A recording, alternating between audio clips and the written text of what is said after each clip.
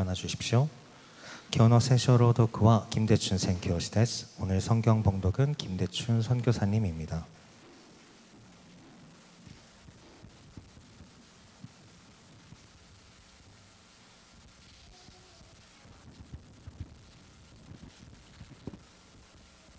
本日の御言葉、ヨナ書3章1節から6節。主の言葉が再びヨナに臨んだ。さあ、大いなる都ニネベに行って、私がお前に語る言葉を告げよう。ヨナは主の命令通り、直ちにニネベに行った。ニネベは非常に大きな都で、一回りするのに3日かかった。ヨナはまず都に入り、1日分の距離を歩きながら叫び、そして言った。あと40日すればニネベの都は滅びる。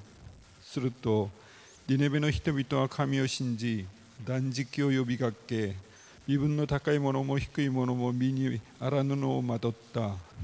このことがニネベの王に伝えられると、王は王座から立ち上がって王衣を脱ぎ捨て、荒布をまとって灰の上に座し、アーメン。皆様ご着席ください。 자리에 앉아 주십시오.説教を伝える方は유연익伝道師です.説教の題目は미력의伝染です. 오늘 설교 제목은 매력의 감염입니다. 유연익 전도사님께서 전해주실 때 많은 은혜 받으시기 바랍니다. 여러분 반갑습니다. 할렐루야. 우리 옆에 계신 분들이랑 한번 인사하기. 벌써 이제 2월달이 지나고 3월달이 되었네요. 우리 3월 한 달은 선교 주간으로 좀 보내려고 합니다. 그러니까 옆 사람들과 함께 우리 함께 선교합시다, 이렇게 한번 이렇게 인사해 주세요. 네, 오늘 오래간만에 또 이렇게 오신 분들도 많은데 함께 정말 귀한 예배가 되었으면 좋겠습니다. 제가요, 한 주 동안 제 삶을 좀 찬찬히 둘러보게 되었습니다. 저희 믿음이 없는 집안에서 제가 태어났고, 저는 군대를 다녀온 뒤에 좋아하는 여자친구를 따라서 교회를 처음 갔고, 억지로 그렇게 끌려갔던 교회 청년부 수련회에서 그 청년부 사모님의 강권한 그런 청년부 수련회를 같이 가자라는 권유에 의해서 그곳에서 예수 그리스도를 기적적으로 좀 만났습니다. 성경에 대해서 좀 더 알고 싶어서 신학교에는 갔지만, 제가 신학 공부를 하면 할수록 이렇게 나 같은 죄인이 목회자가 되는 건 좀 아닌 것 같다 생각해서 이리저리 세상을 좀 기웃거렸습니다. 제가 예수 그리스도를 믿은 뒤에 교회 안에서 참 많은 사람들을 만났습니다. 잊을 수 없는 사람들이 참 많지만 그 가운데서 우리 조사홍 목사님과의 만남은 제게 좀 특별했습니다. 오늘 안 계신데 제가 얘기를 좀 하겠습니다. 제가 올해 40살입니다. 젊어 보이죠? 네, 40살인데 제가 20대 때 우리 조사홍 목사님을 처음 만났습니다. 첫 만남부터 지금까지 목사님은 한결같이 저에게 선교에 대해서만 이야기를 하십니다. 교회가 지금보다 훨씬 작았을 때, 저 선한목자교회 6층에서 조그만 예배당에서 예배를 드릴 때, 이 목사님 월급을, 이 헌금을 다 하셔서 수많은 전도사님들을 사례를 주면서 그렇게 일본 선교교회를 키우셨습니다. 그 모습을 제가 옆에서 이렇게 보고 있으면서 꼭 저렇게까지 해야 할까라는 생각이 들었던 적도 참 많았습니다. 10년 넘게 목사님과 이렇게 함께 하면서 제 마음도 좀 물들게 되었는지, 저도 교회가 힘들 때 직장을 다니면서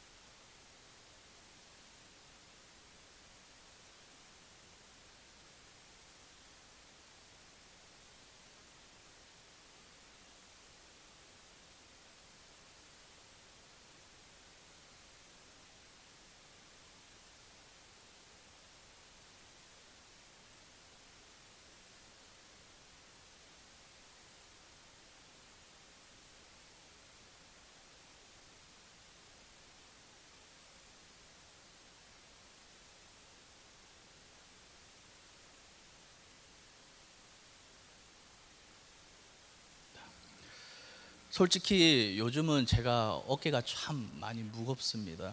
예전에 담임자가 아닐 때는 뭐 모든 결정과 책임은 우리 조성욱 목사님이 다 하시니까 저는 한결 좀 가벼웠습니다.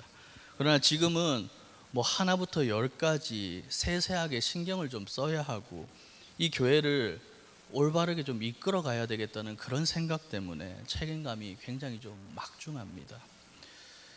이 일본 선교교회는 저 혼자 결코 이끌어 갈 수가 없습니다. 여러분들이 우리 일본 선교교회를 지금보다 좀 더 매력적으로 함께 만들어 주셔야 합니다. 일본을 선교하는 우리가 매력적이고 그 매력이 일본 땅에 넘쳐 흐른다면 다시 이 일본의 부흥의 역사가 일어날 것을 저는 굳게 믿고 있습니다. 오늘 본문에는 이 매력과는 좀 거리가 먼 그런 사람이 나옵니다. 요나는 선지자이기보다는 저는 선교사다 이렇게 좀 생각이 됩니다. 읽지는 않았지만 오늘 요나서 1장에 보면 첫 번째로 하나님의 말씀이 요나에게 임합니다. 요나서 1장 1절입니다. 여호와의 말씀이 아미떼의 아들 요나에게 임하니라 이르시되, 하나님이 니느웨로 가서 말씀을 외치라고 하지만 요나는 하나님의 낯을 피해서 도망을 하게 됩니다. 주님의 낯을 피한 삶의 결과는 곧 하강, 낮아짐으로 성경은 나타나고 있습니다. 그는 욥바라는 곳으로 내려갔고 배 밑창으로 내려가고 바닷속으로 던져지고 끝내는 가장 아래인 물고기 뱃속에까지 삼켜지게 됩니다. 요나는 하나님을 피해 달아나려고 했지만 이 세상 어디에도 하나님의 낯을 피해서 달아날 곳은 없었습니다. 요나서 1장 17절에 보게 되면 요나가 밤낮 3일을 물고기 뱃속에서 있었다 그렇게 나옵니다. 성경에서는 이 3일은 굉장히 이 변화를 암시하는 그런 시간입니다. 아브라함이 아들 이삭을 번제로 바치기 위해 모리아산까지 그렇게 걸어갔던 그 기간이 3일입니다.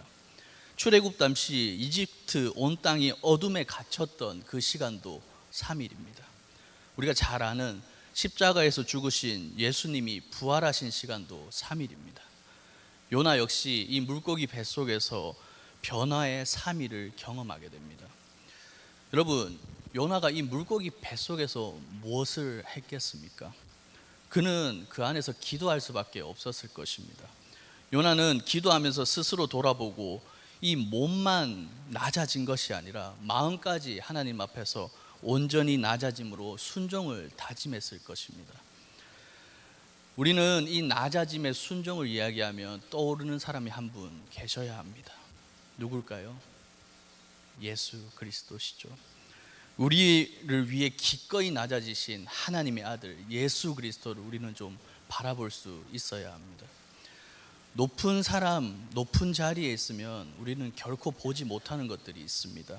낮은 자리에 설 때 우리 주변에 있는 그 아픔이 눈에 보이고 허리를 굽혀야 성경이 말하는 이 좁은 문으로 우리는 들어갈 수 있는 것입니다. 여러분들 삶에도 이런 변화가 있으십니까? 예수님을 믿는다고 하지만 조그만 일에도 아직도 화를 내고 있고 손에 쥔 것을 놓지도 못하고 있고 내가 중심이 되고자 하는 그런 마음을 아직 갖고 있지는 않으십니까? 미워하고 또 누군가를 분노하고 또 짜증내고 실망하고 그렇게 살고 있지는 않으시냐 말입니다. 교회는 다니지만 실제로 내 삶에 이런 예수 그리스도 같은 긍정적인 변화가 없다면 여러분들 삶을 오늘 이 시간 다시 한번 돌아보셔야 합니다. 가장 낮은 곳에서 우리가 깨닫지 못하면 하나님의 손길 역시 우리 삶과 굉장히 멀게만 느껴질 것입니다. 요나서 2장 10절에 이런 말씀이 나왔습니다. 여호와께서 그 물고기에게 말씀하시매 요나를 육지에 토하니라. 3일의 이 시간이 지나고 요나는 다시 육지로 올라오게 됩니다. 이제는 그 하강이 아니라 상승의 사건으로 요나서가 변화하게 되는 것입니다. 삶의 가장 비천한 곳에 기도까지 들어주시는 하나님이 이 요나에게 다시 한번 기회를 주시는 것입니다. 요나서 3장 1절입니다. 여호와의 말씀이 두 번째로 요나에게 임하니라 이르시되, 여기서 우리는 이 두 번째라는 단어에 좀 집중해 보아야 합니다. 요나서 1장 1절과 3장 1절에는 이 차이점이 있는데 이 두 번째라는 단어가 있고 없고의 그 차이입니다. 이 정도 되면 요나가 이 극적으로 물고기 뱃속에서 살아났으니 하나님 말씀에 감동이 되어서 니느웨에 가서 선교를 잘했다 이렇게 끝나야 되는데 성경은 우리에게 그렇게 얘기하고 있지 않습니다. 요나는 낮아지고 죽음에서도 살아났지만 니느웨에 가서 말씀을 전하는 것이 좀 싫었던 것으로 보입니다. 3장 3절에 보면 니느웨라는 이 성읍은 사흘을 걸어 다닐 만큼 큰 성이라고 사흘 동안 말씀을 전해라 이렇게 나옵니다. 그러나 4절에 보면 요나는 하루 동안만 다니면서 말씀을 억지로 전한 것 같이 그렇게 나오고 있습니다. 그런데 하루만 이렇게 하나님 말씀을 외쳤는데도 불구하고 자기 생각들과는 다르게 백성들도 회개하고 왕까지 회개하는 그런 역사가 일어나게 됩니다. 요나서 4장 1절입니다. 요나가 매우 싫어하고 성내며, 저는 이 요나서를 읽고 있으면 이 사람 냄새가 좀 나는 것 같아서 굉장히 좋습니다. 선지자이자 선교사였던 요나 역시 우리와 동일한 인간인 것 같아서 매우 친근하게 좀 다가왔습니다. 매주 교회에서 말씀 듣고 오늘도 마찬가지죠. 집에 돌아가서 열심히 살아야지 다짐하지만 집에 돌아가자마자 무너지는 게 우리의 일상 아닙니까? 가족을 내가 오늘 더 사랑하겠다, 주변 사람들을 더 섬기며 살겠다 다짐하지만 또 다짐하지만 잘 안 되는 게 우리들 인간 아니겠습니까? 6일간의 삶을 무너져 살다가 주일에 다시 도전하고 힘을 얻고 돌아가지만 또다시 삶에서 무너지는 것이 연약한 우리 인간들입니다. 성경에 기록된 이 요나도 이랬는데 우리는 오죽하겠습니까? 여기서 우리는 중요한 사실을 하나 발견하게 됩니다. 요나는 결코 그렇게 매력적인 사람이 아니었다는 것입니다. 그는 순종하기 싫어서 도망쳤던 사람이고 억지로 외쳤고 심지어 결과가 좋았는데 하나님께 오히려 화를 냈던 그런 사람입니다. 그런데 어떻게 니느웨라는 이 거대한 성읍이 회개하는 그런 기적이 일어났습니까? 그것은 이 요나라는 사람의 매력이 아니라 두 번째 말씀으로 찾아오신 하나님의 매력 때문이었습니다. 자격 없는 자를 끝까지 포기하지 않으시고 다시 사용하시는 하나님의 이 끈질긴 사랑과 이 끈질긴 은혜가 니느웨 백성들 전체를 감염시킨 것입니다.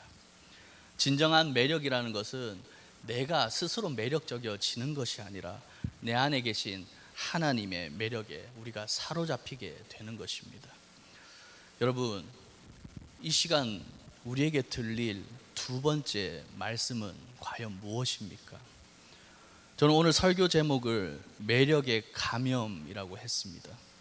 감염이라고 하면 흔히 병원 균이 몸 안에 들어오는 말로 대개는 우리 삶에서 부정적인 좀 뉘앙스로 쓰입니다. 코로나를 통과한 우리에게 감염이란 단어는 굉장히 좀 무섭게까지 들립니다. 그러나 그 앞에 매력이 붙으면 그 뉘앙스가 확실히 달라집니다. 나도 저 사람처럼 살고 싶다. 나도 저 사람처럼 좀 믿고 싶다. 예수님의 매력이 우리 삶에서 이렇게 나타날 때 다른 이들의 삶에도 우리의 매력 때문에 감염되는 그런 역사가 일어날 것입니다.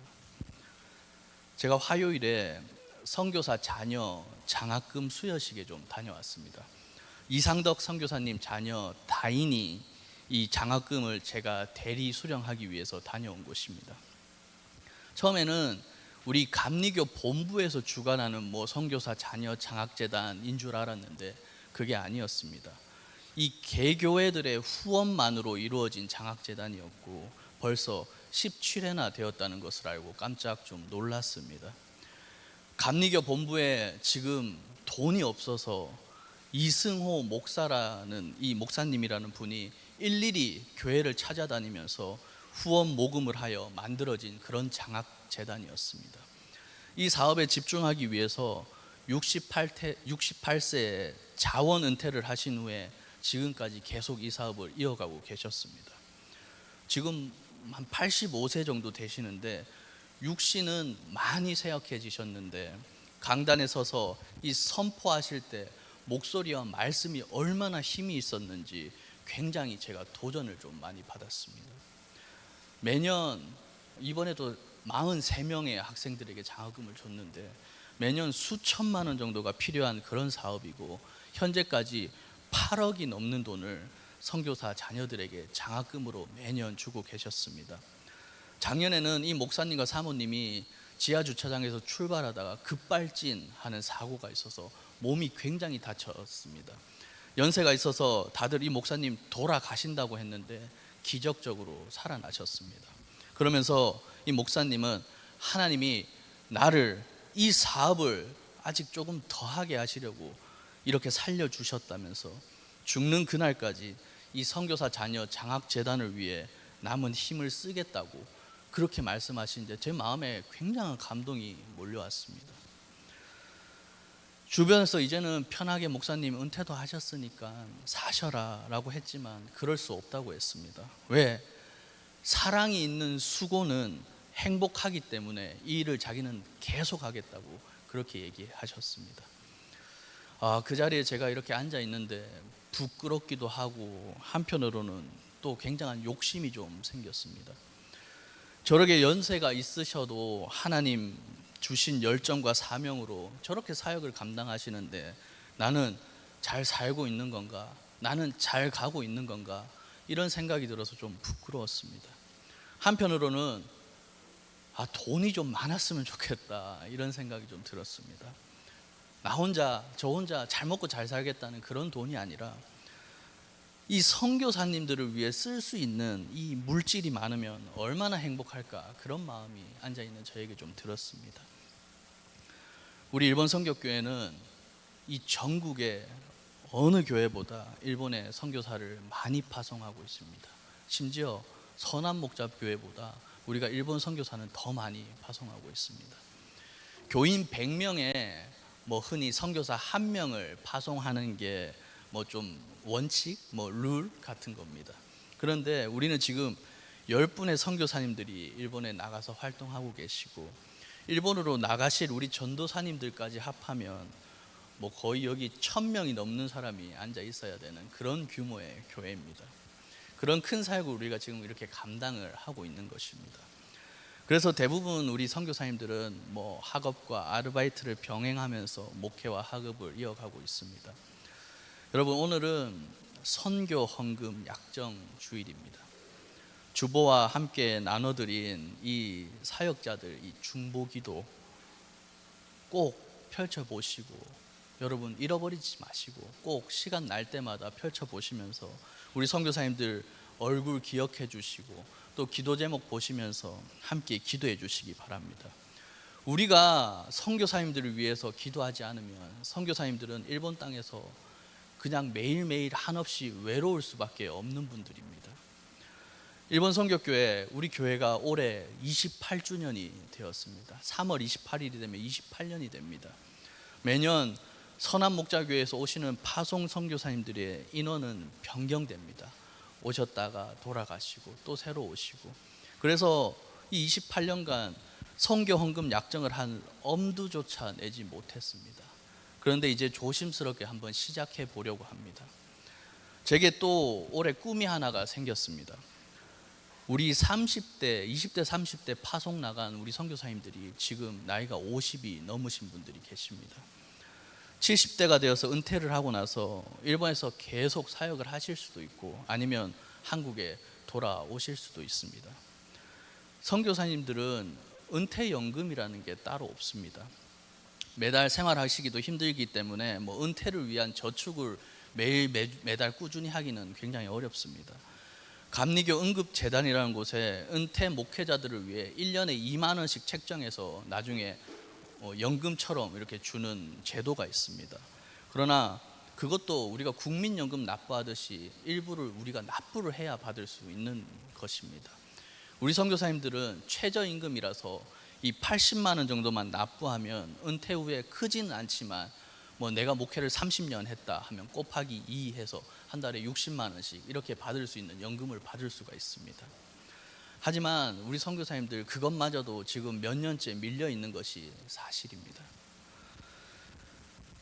선교사님들이 은퇴 후에 목회 여정까지도 조금이나가 이렇게 조금 보탬이 되고자 하는 저의 꿈이 주 안에서 반드시 제가 목회하는 동안 이루어질 것을 저는 믿고 있습니다.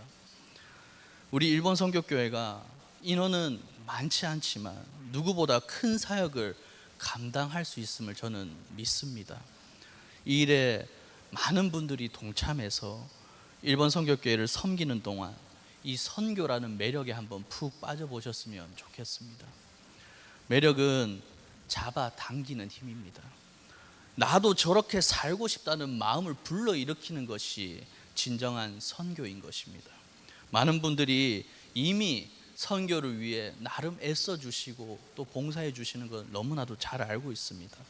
저는 이 선한 목자 교회에 우리 일본 선교교회 교인들이 정말 이 선교에 있어서만은 정말 매력적인 사람이다, 이렇게 좀 소문이 났으면 좋겠습니다.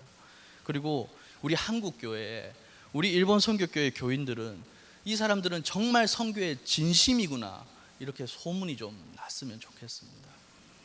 일본에서 일본 선교교회 선교사들이 예수 그리스도의 매력으로 많은 일본인들을 전도하고 목회할 수 있었으면 너무나 좋겠습니다. 저는 개인적으로 교회 안에서 헌금해라, 단지 금액을 가지고 이렇게 해라 하는 그런 설교 굉장히 싫어했습니다. 그리고 굉장히 설교하기가 힘듭니다. 헌금은 결국 마음의 자원함에 나와야 한다고 저는 믿고 있습니다. 우리 일본 선교 교회이지 않습니까? 이 교회에서 신앙생활할 때 저는 가장 중요한 것이 선교가 아닐까 생각됩니다. 선교사님들을 일본으로 파송하는 그런 목적과 비전과 사명을 가진 교회이기 때문에 저는 여러분들께 이 선교에 간곡히 힘써달라고 그렇게 부탁드리고 싶습니다. 선교는 꼭 물질로만 하는 것이 아닙니다. 지금 선교팀을 저희가 꾸려가면서 임원진들을 어느 정도 세웠습니다. 선교팀이 꾸려지면 선교사님들을 위해 함께 매주 매일 기도하시는 그런 분들이 꼭 필요합니다. 그리고 직접 찾아가서 교제를 나누고 선교사님들의 희노애락을 함께 듣고 이해해주는 그런 선교 사업이 너무나도 필요합니다. 지금 현재 1년에 2번 저희가 선교를 가고 있습니다. 지금처럼 똑같이 갈 겁니다. 그러나 우리 선교팀이 꾸려지면 그 안에서 우리가 일본 교회에 직접적으로 해줄 수 있는 프로그램도 함께 짜고 함께 기도하고 가서 어떤 분은 한 달 동안 그 교회를 섬기기도 하고 어떤 분은 일주일 동안 그 교회를 섬기면서 자주 일본을 왔다 갔다 했으면 좋겠습니다. 그리고 우리 일본 선교사님, 우리 일본 여행 가면 좋은 곳들 많이 가잖아요. 그곳에 계신 선교사님들은 그런 곳에 갈 수가 없습니다. 가본 적도 없고 비용 때문에 갈 수도 없습니다. 그럴 때 우리가 그분들과 함께 그런 곳도 가고 커피도 한 잔 마시고 맛있는 식사도 하고 우리 선교사님들 자녀들과 함께 소통하고 그런 것이 진짜 우리가 바라는 선교가 아닐까 생각됩니다. 여러분, 오늘 속회 나눔 시간에 선교팀 많이 신청해 주시기 바랍니다. 그래서 함께 기도하고 함께 꾸려 나갔으면 좋겠습니다. 이 선교 후원 약정서도 만들었습니다. 선교 헌금 약정서죠. 이게 고민되시는 분들은 충분히 한 달간 기도해 보시고 결정하셔도 좋습니다. 우리 각 가정마다 형편이 다 다르기 때문에 뭐 얼마를 해야 된다 이런 것들을 정해 놓을 수는 없습니다. 다만 한 가지, 우리가 여유 있게 줄 수 있는 것보다 조금 더 하는 것이 선교 아닐까라는 생각이 들긴 합니다. 저도 여러분들과 함께 선교 헌금 약정을 할 예정이라서 한 주 동안 계속 기도하면서 어느 정도가 적당할까 그렇게 한번 생각을 해보았습니다. 그런데 제가 C.S. 루이스의 책을 읽는데 이런 구절을 좀 발견했습니다. 자선에 쓰는 비용 때문에 우리 가게가 빠듯해지거나 제한받는 일이 전혀 없다면 너무 적게 주고 있는 것입니다. 자기는 하고 싶지만 이 자선에 돈을 쓰느라 못하는 일이 우리 삶에는 분명히 있어야 합니다. 이렇게 쓰고 있습니다.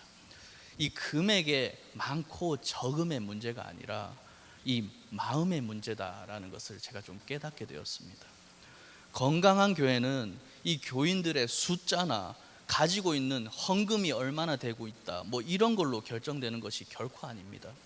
교회 안에 이 하나님이 하시고자 하는 하나님의 뜻이 얼마나 잘 이루어지고 있는가에 따라서 교회는 달라지게 되는 것입니다. 주님께서 하시고자 하는 일을 제대로 수행할 수 있는 그런 교회가 될 때 그 안에 예수 그리스도가 함께 하실 것입니다. 추운 겨울날 성자가 길을 가다가 나병을 앓고 있는 거린을 만났습니다. 그 거린은 너무 추워서 이 성자에게 당신이 입고 있는 망토를 좀 달라고 했습니다. 성자가 망토를 벗어주자 이 거린은 겉옷도 벗어달라고 했습니다. 겉옷도 벗어주자 입고 있는 속옷도 벗어달라고 했습니다. 성자는 다 주고 결국 알몸이 되어버렸습니다. 나병을 앓는 거린은 그래도 춥다며 몸으로 나를 좀 따뜻하게 안아달라고 그렇게 얘기했습니다. 성자가 꼭 안아주자 더 힘껏 안아달라고 얘기했습니다. 힘껏 껴안고 있는데 갑자기 이 거린이 예수 그리스도로 변했습니다. 짧지만 좀 많은 생각을 하게 되는 그런 글입니다. 여러분, 우리 인생이 다 나병 같지 않습니까? 고름이 흐르고 지저분한 그런 나병 같은 것이 우리들 인생 아니냐 이 말입니다. 그러나 이 글은 그 더러운 것을 버리지 말고 꼭 껴안아 주어라. 그러면 예수라는 사랑으로 변할 것이다. 왜냐하면 예수는 사랑이기 때문이다 라고 우리에게 이렇게 알려주고 있습니다. 아름다운 것을 보면 끌리는 것은 어찌 보면 당연한 것입니다. 그것이 세상이 말하는 매력입니다. 하지만 예수 그리스도의 매력은 다릅니다. 주님은 가장 천하고 또 냄새나는 나병 같은 우리 인생에 다가와 꼭 끌어안아 주셨습니다. 바로 그 십자가의 사랑, 조건 없는 사랑이 우리를 끌어당긴 가장 위대한 매력입니다. 그로 인해 나음을 얻었고 진정한 예수 그리스도의 사랑이라는 매력에 감염된 존재들이 바로 우리들입니다. 오늘 요나에게 임한 두 번째 하나님의 말씀이 저와 여러분들의 선교의 사명으로 좀 들릴 수 있기를 간절히 바랍니다. 첫 번째 하나님의 말씀을 피해 하나님의 낯을 피해 다시스로 도망간 그런 요나가 아니라 두 번째 말씀을 붙들고 니느웨라는 선교지로 달려간 그런 요나가 됩시다. 여러분, 우리의 신앙이 매력적이어야 하는 이유가 분명합니다. 우리를 살린 이 사랑의 바이러스를 다른 곳으로 퍼뜨리는 사명을 우리는 감당해야 하기 때문입니다. 일본 땅에서 복음을 모르는 이들을 끌어안기 위해서 고군분투하시는 선교사님들을 꼭 기억해 주시기 바랍니다. 선교사님들이 힘을 잃지 않도록 우리가 이제 그분들을 좀 끌어안아주는 든든한 품 같은 그런 교회가 되어야 하지 않겠습니까? 저와 여러분들이 일본에 계신 선교사님들에게 정말 매력적인 그런 그리스도인들로 보였으면 좋겠습니다. 우리 일본 선교교회의 최종 목표는 일본이라는 땅 끝에서 함께 사역하고 계시는 이 선교사님들에게 발 디딜 땅이 되어 주었으면 좋겠습니다. 땅 끝에서 겨우겨우 서 있는 이 선교사님들 한 사람 한 사람들에게 우리가 가지고 있는 이 땅 한 평을 내어주는 그런 사람들이 여러분이 되었으면 좋겠습니다. 우리는 한국에서 딛고 설 수 있는 땅과 편안하게 누울 곳이 있기 때문에 선교사님들의 어려움을 외면하고 살지는 않았으면 좋겠습니다. 사도행전 1장 8절에 이런 말씀이 나옵니다. 오직 성령이 너희에게 임하시면 너희가 권능을 받고 예루살렘과 온 유다와 사마리아와 땅끝까지 이르러 내 증인이 되리라 하시니라. 여러분, 우리의 땅끝은 어디입니까? 일본입니다. 땅끝까지 가서 증인이 되라는 이 사명을 감당하는 저와 여러분이 되시길 간절히 바랍니다. 저는 어디 가서 우리 일본 선교교회가 절대 작은 교회다 이렇게 얘기하지 않습니다. 왜냐, 스스로 작은 교회라고 칭하게 되면 작은 일밖에 할 수가 없기 때문입니다. 우리는 하나님이 보시기에 하나님이 기뻐하시는 선교의 사명을 감당하고 있는 정말 큰, 꿈이 큰 그런 교회임을 잊지 마시기 바랍니다. 지금 여러분들에게 마음속에 두 번째 하나님의 음성이 들리십니까? 안 들리세요? 들리십니까? 제 눈에는 여러분들이 그리스도 안에서 누구보다도 매력적으로 보입니다. 이미 기도하고 계시고, 이미 섬기고 계시고, 이미 버티고 계시기 때문입니다. 하나님은 그런 사람들을 통해 선교의 계획을 이루십니다. 이제 그 매력으로 저와 함께 하나님의 일을 감당해 나가셨으면 좋겠습니다. 기도로 감염시키고, 사랑으로 감염시키고, 선교로 감염시킵시다. 저 큰 성읍 일본 땅에 예수 그리스도의 매력이 다시 한번 번져갈 때 가장 먼저 쓰임받는 일본 선교교회 모든 사랑하는 가족들이 다 되시길 제가 간절히 기도하도록 하겠습니다. 기도하시겠습니다. 사랑해 주님 감사합니다. 우리를 언제나 포기하지 않으시고 두 번째 말씀으로 인도해 주심이 감사합니다. 요나를 다시 세우셨던 주님이 오늘 우리도 다시 세워 주옵소서. 낮아진 자리에서 주님을 만나게 하시고 예수 그리스도의 향기가 배어나오는 삶을 살게 하여 주시옵소서. 누군가 우리를 볼 때 나도 저렇게 믿고 싶다, 나도 저렇게 살고 싶다고 고백하는 거룩한 매력이 우리 안에서 흘러나오도록 우리를 인도하여 주시옵소서. 오늘 마음으로 결단하는 모든 손길 위에 은혜를 더하여 주시고 일본 땅을 살리고 선교사님들을 세우는 귀한 씨앗이 될 줄 믿습니다. 주님, 특별히 세계적으로 전쟁이 일어났습니다. 주님, 많은 이들이 다치고 많은 이들이 공경에 처해 있습니다. 주님, 이 땅에 평화를 가득 차게 임하여 주시옵소서. 어렵고 힘들 자들에게 다가가 우리 먼저 그리스도인들이 본을 보이고 그들에게 돕는 손길이 되게 인도하여 주시옵소서. 우리를 끝까지 붙드시는 예수 그리스도의 이름으로 기도드립니다. 아멘.